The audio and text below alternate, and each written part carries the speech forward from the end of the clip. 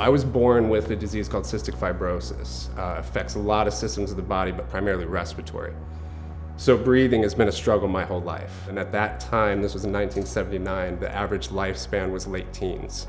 So that was sort of a battle and journey my whole life of healing, of seeing God work miraculously, sustaining me, keeping me alive, literally giving me breath, every breath I take in.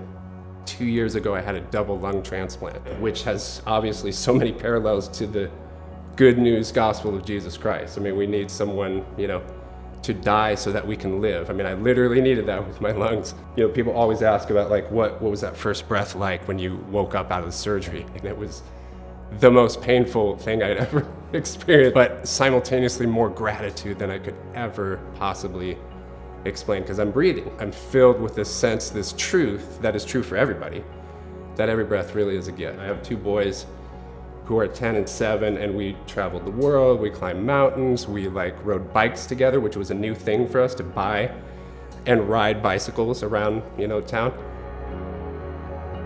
My wife and I left back to Kansas City for about 10 years and recently moved back this summer, really out of a sense of call to my friends in the art world and artist friends who, for whom Jesus is not even on the radar. 2 weeks before we leave, they found rejection in the new lungs. Moving to New York City is hard for anybody.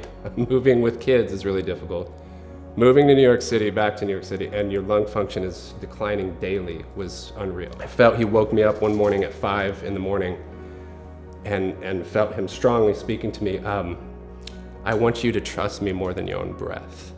And so we came with this posture to C3 of we want to help and serve, and we're all healthy and ready, and that shifted quickly to we're in this place of need and in the position of all the people in the New Testament, tugging on Jesus' cloak and being lowered through the ceiling. People came and carried us and prayed for us, supported us, loved us. They didn't really know who we were that much, but heard our story, knew what we were going through, and carried us in a way that blessed us tremendously and kept us alive, physically, spiritually, emotionally. I don't know why all this is happening to me. I don't know why I'm getting attacked in this way, but I know God is good, and I know He is better than I knew He was a month ago, a year ago. And we are learning all kinds of things about Him that I did not know before, things about His grace, about His mercy, about His power and His healing.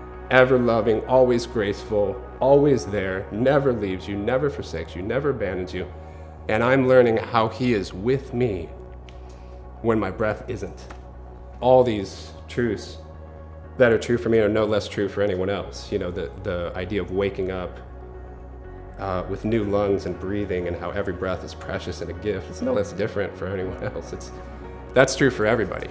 My boys, my wife, and their faith, their sense of we've been through this before, it's not, God's taken us through that, He'll take us through this, it's really okay, is inspiring and humbling and motivating. About 5 years ago, I began making artwork related to my health journey, how to take a really nasty kind of disease and transform it to something beautiful as God does with our lives. So it's, shiny on top of shiny on top of shiny, to the point of over the top sometimes, again, as it is in our lives, and sort of staring into the glory light of God, you want it and it's too much, but you can't look away, but you can't look at it, and it's this tension you stand in.